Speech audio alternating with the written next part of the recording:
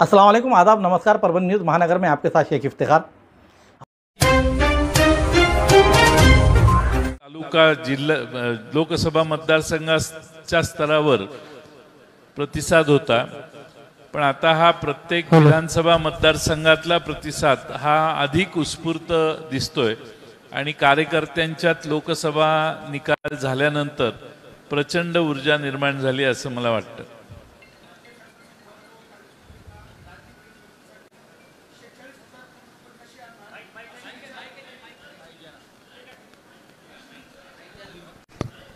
Hello hello एक mic इकडे ठेवा। ओ इथे द्या।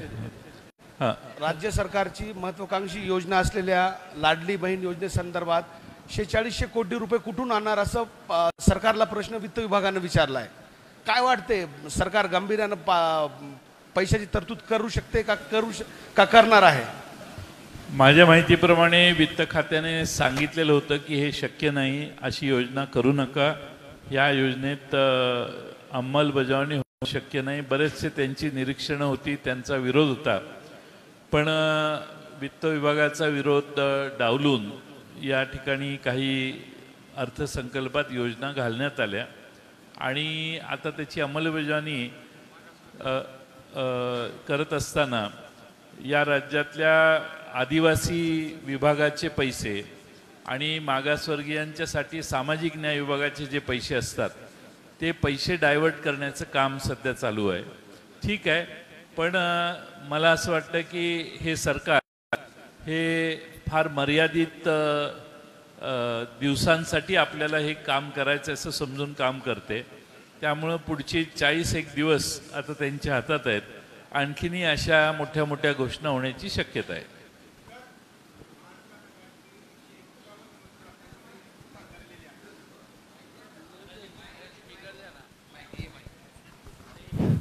महाविकास आघाडीचे येत्या विधानसभेसाठी 151 उमेदवार मतदारसंघ मेरिटनुसार ठरलेले आहे। 55, 53 आणि 43 उर्वरित संघासाठी बैठक कधी होणार आहे?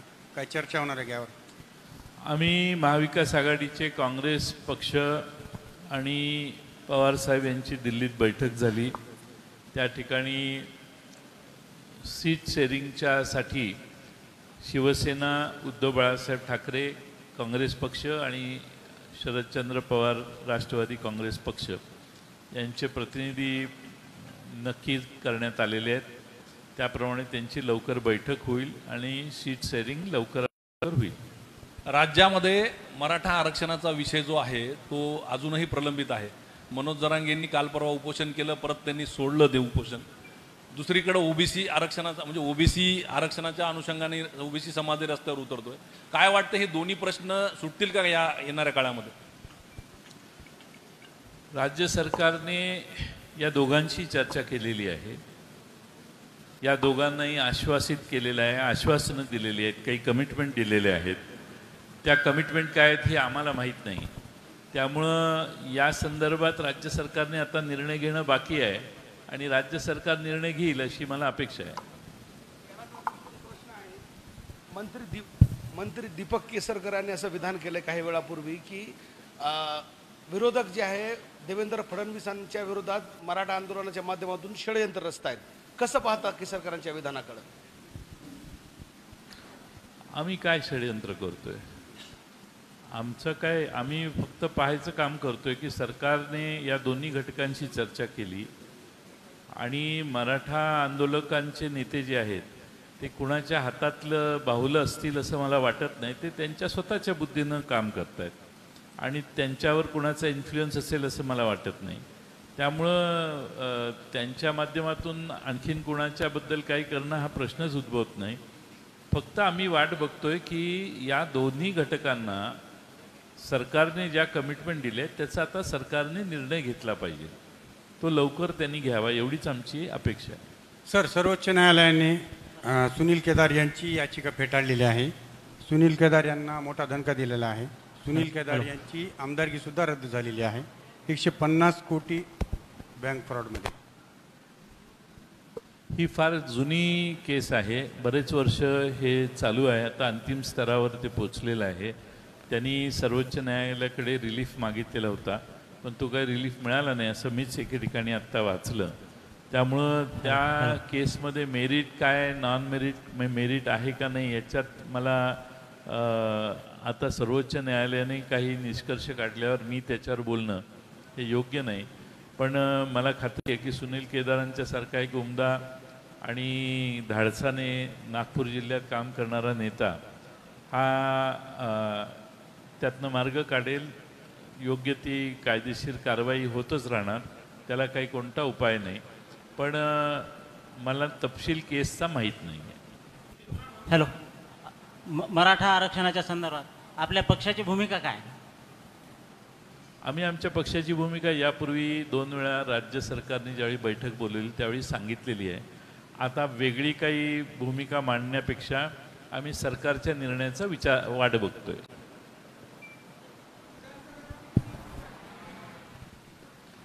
भरपूर इच्छुक आहेत, म्हणजे नाही, नावं आणि संख्या सांगणे योग्य नाही, कारण प्रत्येक कार्यकर्ता उत्साही असतो, त्याला उमेद असते.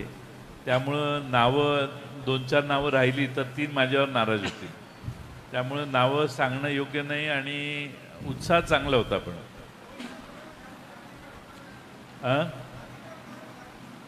हो, आज 2-3 प्रवेश झाले अधिकृतपणे. बाळकाका चौधरी इकडं पाथर ह्याचे गंगाखेडचे, परत बाळासाहेब निरस एक झाले आणि डॉक्टर अनिल कांबळेंचे एक झाले. जरांगे पाटलांनी 2024चं मिशन जाहीर केलं. 29 ऑगस्टला बैठक घेणार आहेत मराठा समाजाची आणि त्यानंतर ती त्यांची दिशा ठरवतील. याबद्दल तुमची काय भूमिका आहे? तुम्हाला काय वाटते? नाही, मला याच्यावर काही भाष्य करायचं नाही आहे, कारण ते अजून बैठक घेणार आहेत, त्यांचा विषय, त्यांची चर्चा करणार आहेत. उगाच त्याच्यावर ॲडव्हान्समध्ये काही बोलण्याची योग्य आहे असं मला वाटत नाही, बोलू नये. पुण्यामध्ये जो पुराचा प्रकार झाला त्यानंतर तिथले खासदार मोहोळ यांनी प्रशासनाला जिम्मेदार सांगितलेलं आहे. प्रशासनाच्या चुकांमुळे हा प्रकार घडल्याचं सांगितलंय. म्हणजे सत्तेमध्ये असलेले प्रशासनावर अशा पद्धतीने बोलतायत. प्रशासन कुणाचं? भारतीय जनता पक्षाच्या ताब्यात पुणे महापालिका होती. आता निवडणुका यांनीच घेतल्या नाहीत, नाहीतर नवीन बॉडी निवडून आली असती. त्यामुळं हे एक जबाबदारी, कारण नगरसेवक असले तर कामं भरपूर होतात आणि व्यवस्थित होतात. आणि प्रशासक किंवा कमिशनर हा यांचाच आहे, यांचंच मुंबईतलं जे सरकार सांगतं तेवढंच काम ते करतात. त्यामुळे या सगळ्याची जबाबदारी भारतीय जनता पक्षावरच आहे, ती कमिशनरवर किंवा अधिकाऱ्यांच्यावर टाकून चालणार नाही. आणि आता ते नवीन खासदार झालेले आहेत, मला वाटतं की त्यांच्याही लक्षात येत असेल की पाणी सोडलं किती वेगाने पाणी येणार.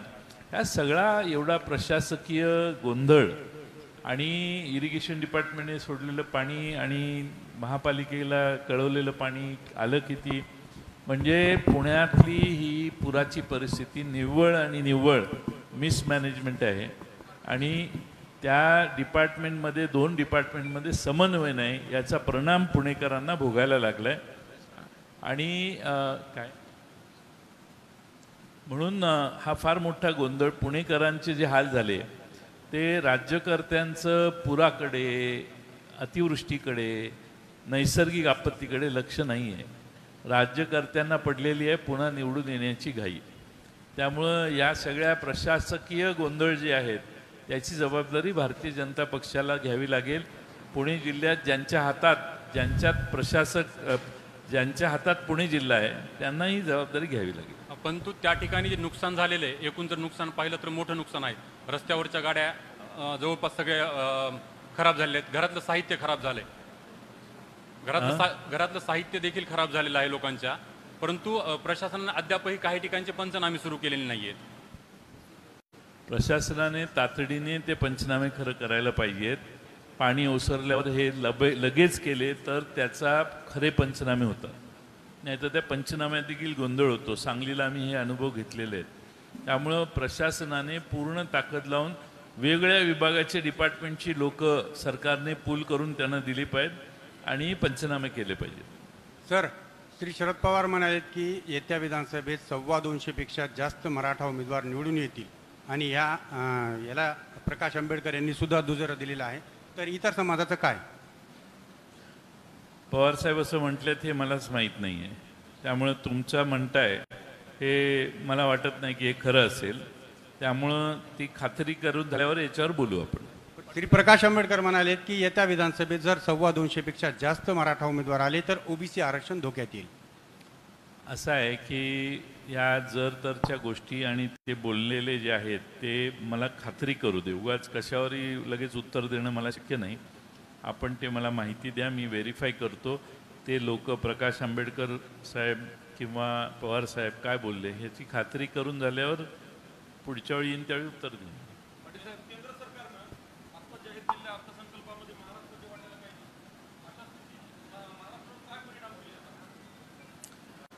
भारत हे संघराज्य आहे. या देशात जे कराच्या वाट्याने संपत्ती एकत्रित येते, पैसा एकत्रित येतो, त्याचं वाटप वित्त आयोगाच्या प्रमाणे फॉर्म्युलाप्रमाणे केलं जातं.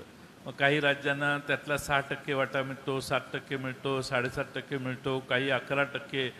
जी मागासलेले राज्य आहेत त्यांना 13%पर्यंत जातो.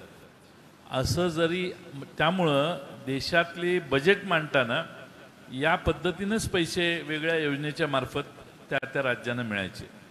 ही पहिली स्वातंत्र्यानंतर किंवा फायनान्स प्लॅनिंग कमिशन आणि फायनान्स वित्त आयोग फायनान्स कमिशनचे डिसिजन्स सुरू यायला झाल्यानंतरची गोष्ट आहे की ज्यामध्ये केंद्र सरकारने स्वतःची खुर्ची वाचवण्यासाठी बिहारला आणि आंध्र प्रदेशला आउट ऑफ वे जाऊन मदत केलेली आहे. म्हणजे एवढं ब्लॅटंट म्हणजे तुम्ही काय करायचं ते करा, आम्ही यांना पैसे देणार, हे भारताच्या संघराज्याच्या दृष्टीने घातक आहे.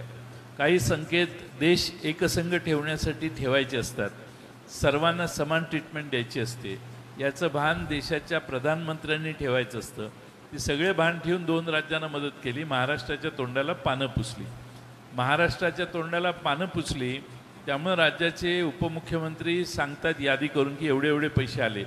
पण त्यातही माझ्याकडे यादी आहे की मागच्या वेळेपेक्षा त्यात बऱ्याच ठिकाणी पैसे कमी आले. METP 3 मी अर्थमंत्री होतो 99 साली, तेव्हापासून 97 सालापासून METP 1 प्लॅन होता. नंतर METP 2 झाला, आता METP 3. ते पैसे येणं स्वाभाविकच आहे, ठरलेलेच आहेत. त्यात काही वेगळं काही हे नाही, द्यावंच लागतं. एव्हरी बजेट केंद्र सरकारला ते पैसे द्यावे लागतात, आपल्यालाही आपल्याकडून बजेट द्या. त्या योजनांचे पैसे बेरीज करून तुम्ही जर महाराष्ट्राला सांगायला लागला की हे पैसे आले, तर ही महाराष्ट्राची दिशाभूल आहे. सर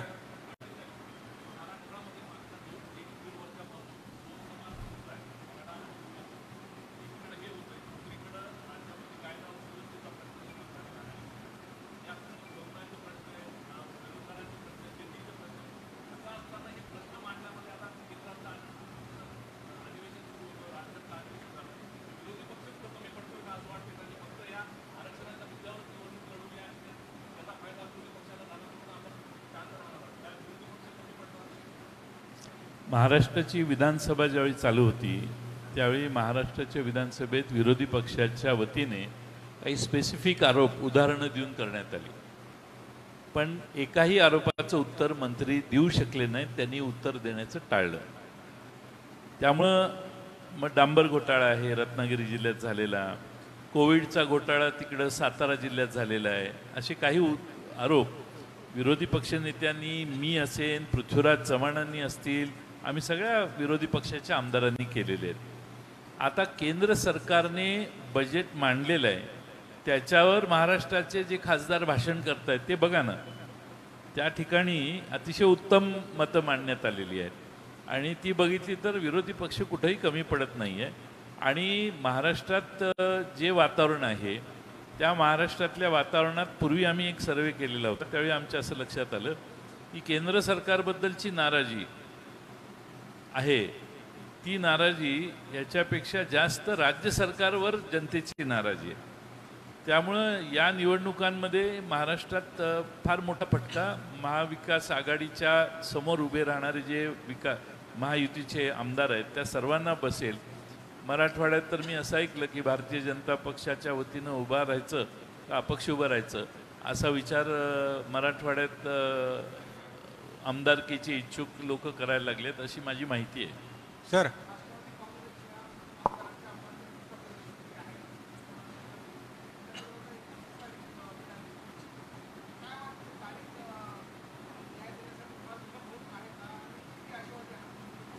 खरं विलंबच झालेला आहे कारण फार दीड वर्ष होऊन गेलं या घटनेला. खरं म्हणजे लोकशाहीची बूज राखायची असेल तर महाराष्ट्रात आमचं सरकार पडल्यानंतर शिवसेना फुटलेली होती. त्यावेळी शिवसेनेच्या संदर्भातले निकाल महिन्याभरात देऊन विषय संपवायला पाहिजे होता, पण दुर्दैवानं तसं झालं नाही. आता आमचा पक्ष त्यानंतर फुटला, त्यानंतर आम्ही कोर्टात गेलो, आता तारखा लागायला लागल्यात, बघू काय होतंय पुढं. सर, उद्धव ठाकरे यांच्या वाढदिवसानिमित्त मातोश्रीच्या बाहेर भावी मुख्यमंत्री म्हणून बॅनर लागले आणि याची चर्चा जोरदार सुरू आहे. महाविकास आघाडीमध्ये ठाकरे गटाने मुख्यमंत्री पदावर दावा केला आहे का? आणि उलट चंद्रकांत पाटील म्हणत आहेत की मला या संदर्भात उद्धव ठाकरेंना भेटून शुभेच्छा द्यायला आवडेल. चंद्रकांत दादांनी माझ्याकडे शुभेच्छा दिल्या की मी त्या पोहोचवतो उद्धव ठाकरेंना, काय अडचण नाही. आणि उद्धव ठाकरे हे आमचे मुख्यमंत्रीच होते ना, त्यात काय प्रॉब्लेम दावा आहे त्यांचा? असा आहे की ते महाराष्ट्राच्या त्यांच्या नेतृत्वाखाली आम्ही महाराष्ट्रात एकदा काम केलेलं आहे 19 सालापासून, त्यामुळं त्यांनी तसा बोर्ड लावला तर तुम्हाला काय अडचण व्हायला लागली? सर, राज्य सरकार वेगवेगळ्या घोषणा करतं. पीक विम्याचा जर प्रश्न बघितला तर मागील वर्षीचा पीक विमा जिल्ह्यामध्ये मिळालेला नाही आहे. SCBCचे म्हणजे मुलींसाठी जे मोफत शिक्षणाची घोषणा झाली त्यासाठी SCBC प्रमाणपत्र लागतंय, परंतु महसूलचा संप असेल आणि त्या ठिकाणी जे वेबसाईट आहे ते हँग होते वारंवार, प्रमाणपत्र निघत नाहीत. प्रवेश घेतानाच ते प्रमाणपत्र जोडलं तर मुलींना भविष्यात तो फायदा मिळणार आहे, परंतु ते प्रमाणपत्र नसल्यामुळे आता त्यांना डायरेक्ट ॲडमिशन घ्यावं लागतं आणि पूर्ण फीस भरण्याची वेळ येऊ शकते, अशी परिस्थिती आहे.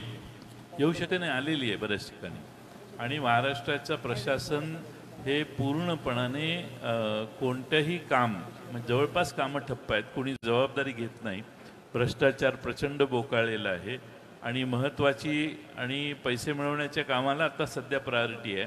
विद्यार्थ्यांच्या आणि सर्टिफिकेट मिळवण्याच्या प्रयत्नाला ही लोक लवकर दाद देत नाहीत आणि अनेक अडथळ्यांची शर्यत पार करून त्या मुलांना मुलींना हे सर्टिफिकेट मिळवावं लागतं आणि ते मिळवताना तुम्ही सांगितल्या त्या सगळ्या अडचणी या महाराष्ट्र सरकारने दुरुस्त करायला पाहिजेत असं मला वाटतं.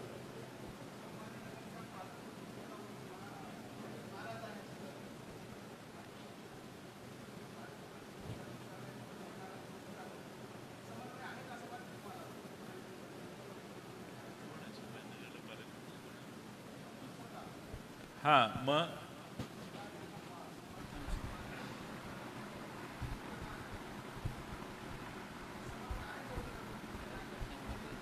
नाही, उघड नाराजी भारतीय जनता पक्षाने व्यक्त केली, पण अधिकार तर एकनाथ शिंदेंचा आहे ना. एकनाथ शिंदेचं नेतृत्व भारतीय जनता पक्षाने स्वीकारलेलं आहे, त्यामुळं नाराजी व्यक्त करण्याच्या पलीकडे ते तरी काय करणार? सत्तारच त्या ठिकाणी पालकमंत्री राहणार, ते बदलू शकत नाहीत. त्यामुळे तेवढे 2 महिने आता आहे सत्ता, त्यात सोसावे लागतील सत्तार.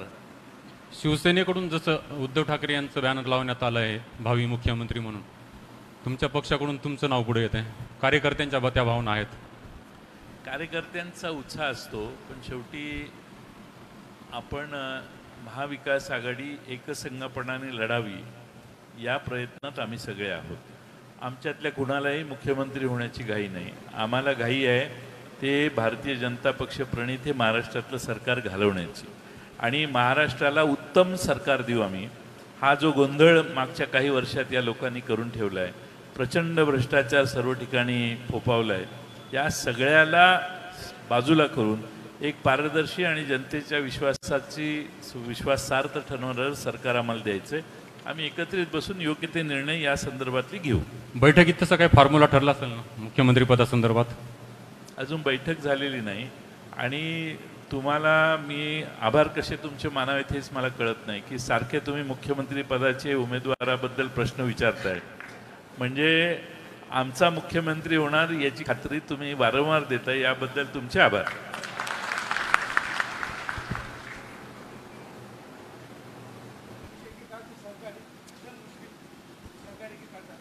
माईक द्या ना त्यांना, ऐकू येत नाही.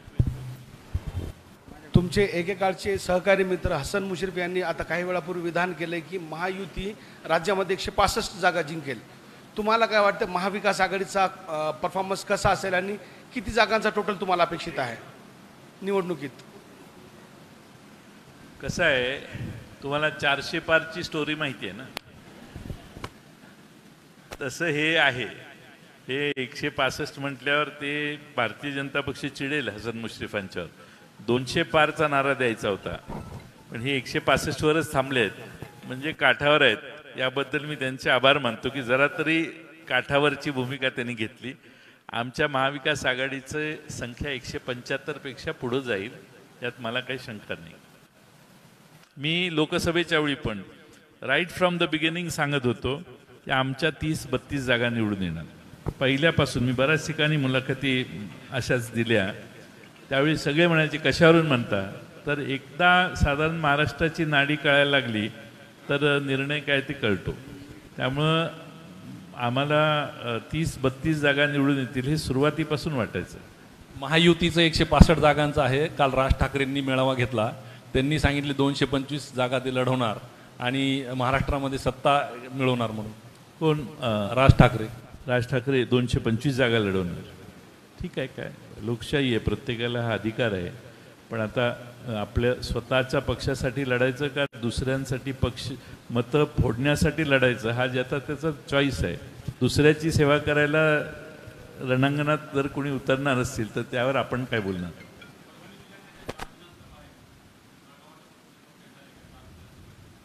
जागा वाटपाची चर्चाच नाही, आता होईल या आठवड्यात 2 आठवड्यात.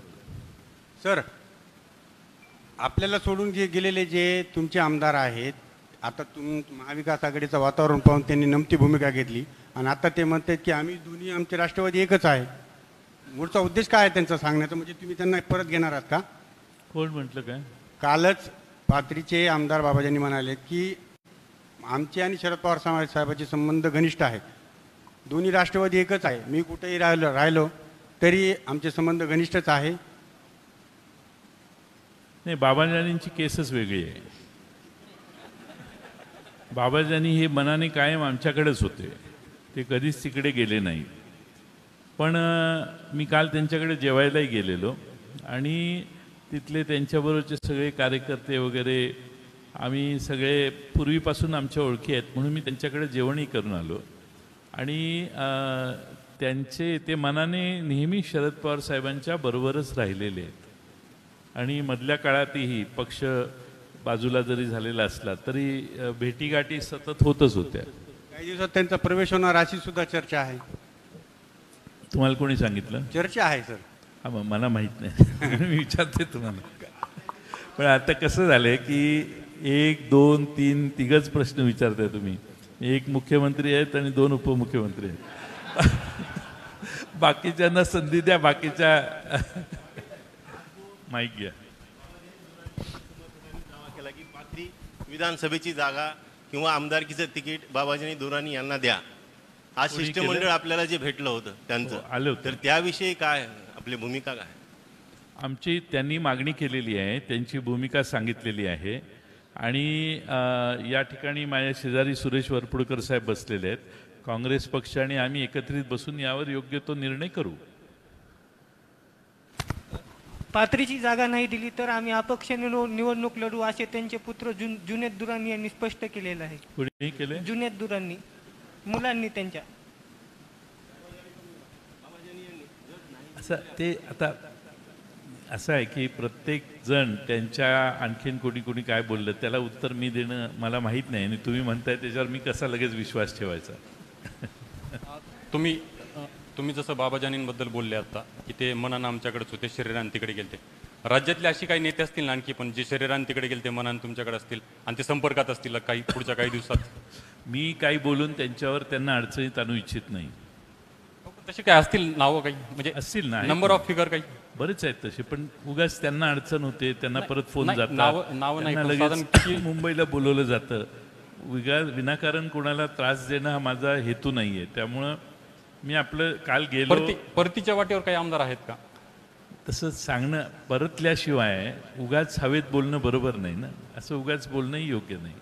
उगाच त्यांची प्रतिमा खराब होते. त्यांना काय यायचं असेल ते शेवटी बघू त्यावेळी. आज काय तशी परिस्थिती नाही आहे आणि आमच्या पक्षाचं धोरणही अजून ठरलेलं नाही.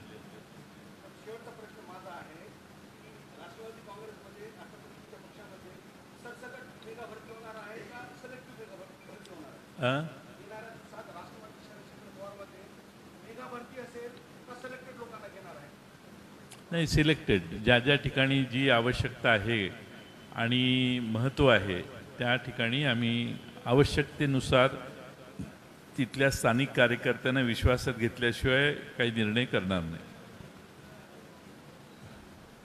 इकडं कुणाला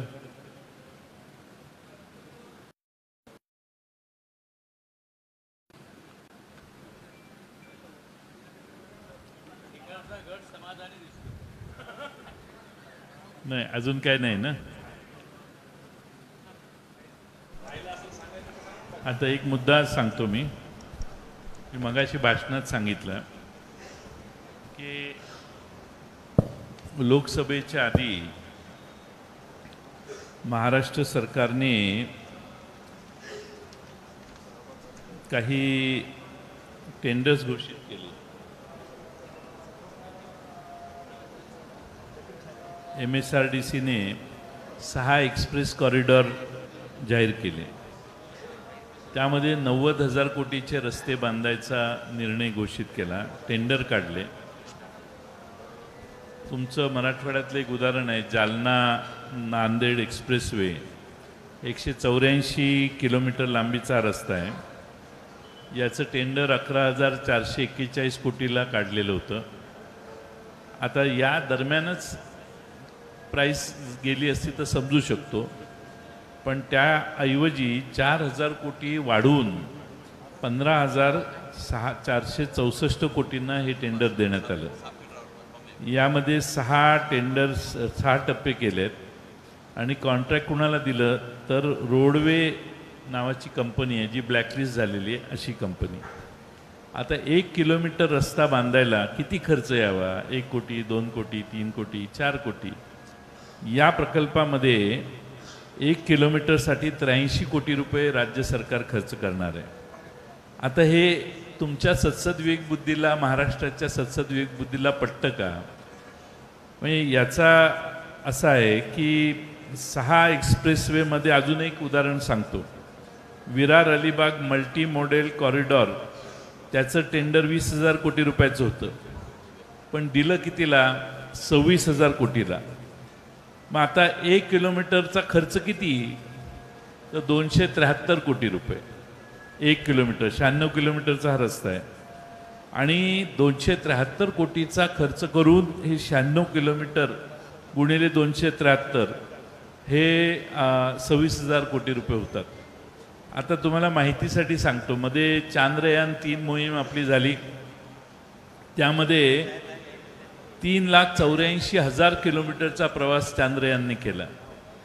त्या चांद्रयान 3च्या मोहिमेला पण 600 कोटी रुपये खर्च आला. म्हणजे काय एवढा खर्च कसा येतो? 1 किलोमीटर रस्ता बांधण्यासाठी तुम्ही 273 कोटी खर्च करायला लागला. म्हणजे काय आहे तर जनतेच्या टॅक्सचे पैसे कसे उधळायचं चाललंय आणि समजूत घालायची चालली आहे की टोलने हे पैसे परत येतील. हे 6,000 4,000 कोटी पुढचे एस्टिमेटपेक्षा जास्त खर्च करता. याचा अर्थ काय तर टोल अनेक वर्ष गोळा केला जाणार आणि टोल कंपन्यांचे खिसे भरले जाणार. आणि त्यामुळं मला असं वाटतं की ह्याच्यात दुसरी मला माहिती आहे की टेक्निकल सँक्शन नाही, ॲडमिनिस्ट्रेटिव्ह अप्रुव्हल सरळ नाही, लँड ॲक्विजिशन अजून झालेलं नाही. त्यामुळं डायरेक्ट टेंडरच काढलेलं आहे. त्यामुळं 90,000 कोटी रुपयाची कामं कुणाकुणाची आहेत तर मेगा, नवयुगा, GR इन्फ्रा आणि रोडवेज या सगळ्यांनी इलेक्ट्रल बॉन्डमध्ये भारतीय जनता पक्षाला 8,000 कोटी रुपये दिलेले आहेत. म्हणजे महाराष्ट्रामध्ये तुम्ही मोठमोठे प्रोजेक्ट काढता आणि प्रचंड मोठ्या प्रमाणात महाग रस्ते महाराष्ट्राच्या माथी मारण्याचं काम गडबडीत तुम्ही करता आता निवडणुका आहेत, हे प्रकल्प पूर्ण व्हायला 4-4 वर्षे लागतात. तुम्ही लोकसभेच्या निवडणुकीच्या जस्ट अशी आधी टेंडर काढता, आताही काही टेंडर काढलेले आहेत. मला वाटतं की महाराष्ट्राची ज्या पद्धतीनं घाई गडबड करून हे प्रकल्प काढायचं चाललंय, मध्ये लोकसभेला आम्ही अनुभव घेतला, प्रचंड पैशाचा संपत्तीचा वापर महाराष्ट्रात सगळ्या मतदारसंघात झाला. आता ही लोकांनाही प्रश्न पडायला लागला की ही संपत्ती येते कुठून. काही उत्तरं हळूहळू मिळायला लागलीत.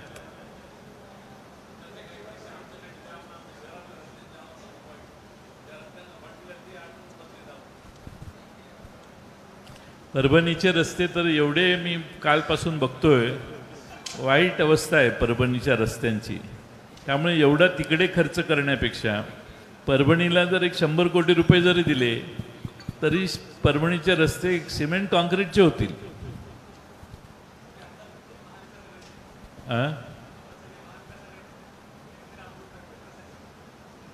उठवलं असेल ना, विधानसभेत उठवलं असेल. उठवलं. चला, thank you. Under water tunnel, fish aquarium और मेला, भारत का सबसे बड़ा कार्निवल, कई मछलियों को नजदीक से देखने का सुनहरा मौका. पूरे फैमिली के साथ आइए और खिलौने का मजा उठाइए. फिश एक्वेरियम को नजदीक से देखिए. मछलियों की कई वैरायटियाँ, बड़े से बड़े और छोटी सी छोटी मछलियाँ. ठिकान नूतन ग्राउंड, दरगाह रोड, परभणी. पुरानी बीमारियों की शर्तियाँ इलाज, घुटने के दर्द, शुगर, बवासीर, गुर्दे की पथरी, सफेद दाग, हार्ट अटैक, अस्थमा, एलर्जी, दाग कोड़ की बीमारी, गांठियों से पीड़ित, अन्य बीमारियों से परेशान होते तुरंत संपर्क करें. डॉक्टर गोविंद कामटे, आयुर्वेदिक विद्या विशारद, बालाजी आयुर्वेदिक प्राकृतिक चिकित्सा केंद्र, शाखा नंबर 3, पुराना पेड़गांव रोड, पोस्ट ऑफिस के करीब, स्वामी फोटो स्टूडियो के बाजू. समय सुबह 9 बजे से दोपहर 2 बजे तक, शाम 5 बजे से रात 9 बजे तक. Mobile number 9921691008. खूबसूरती का राज डॉक्टर हाशमी के पास. बालों का झड़ना, चेहरे के दाग व धब्बे, दीगर समस्याओं का इलाज हमारे पास. हमारे अपने बनाए हुए प्रोडक्ट्स 100% नेचुरल, कुदरती तौर पर इलाज बगैर किसी साइड इफेक्ट के साथ. पूरी तरह से कुदरती व खालिश प्रोडक्ट्स आपके सामने बनाए जाएंगे. हमारे खुद के बनाए हुए प्रोडक्ट शिकाकाई, रीठा, आंवला, मेथी, गुड़हल के फूल, भिंगरा, एलोवेरा के जरिए हर्बल ऑयल वो हर्बल शैम्पू बालों का झड़ना व डैंड्रफ को खत्म करने के साथ सर की खुजली को खत्म करे. पतले बालों का इलाज फायदेमंद है. साथ ही बालों को लंबा, घना और खूबसूरत बनाए. चेहरे के दाग, धब्बे, कील, मुहासे, रूखी त्वचा वो चेहरे की झुर्रियां खत्म करे. साथ ही चेहरे को खूबसूरत बनाता है. खूबसूरती का राज डॉक्टर हाशमी के पास. हमारे पास ऑयल मशीन है जिससे हम आपके लाए गए खोपरा, कलौंजी, बादाम व अन्य सामग्री का तेल निकाल कर देंगे आपके सामने. एड्रेस डॉक्टर हाशमी मिनाज, खान साहब बिल्डिंग के पीछे, दरगाह रोड, परभणी. 8421522947, 8669131304. मिलने का समय सुबह 9 बजे से दोपहर 2 बजे तक और शाम 5 बजे से रात 9 बजे तक.